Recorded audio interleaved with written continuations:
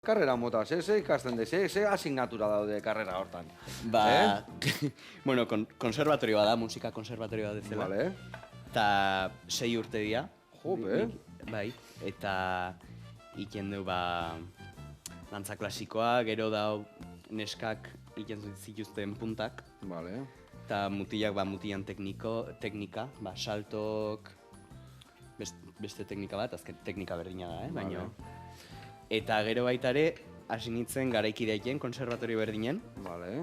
Eta hor ja ez daude, neskak ez dauzkate punta zapata hoik.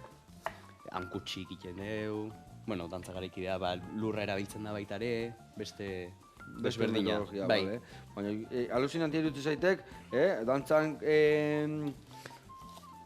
unibertsitatea bezala dek, azkenian, ez da? Osea, 6 urte, eta adibidez, esaminak eta inberdia, o dana praktikoa da, o nola balolatzea hor adibidez, azterketak eta historia? Ez, gero, badaude ikasgai teorikoke bai. Vale.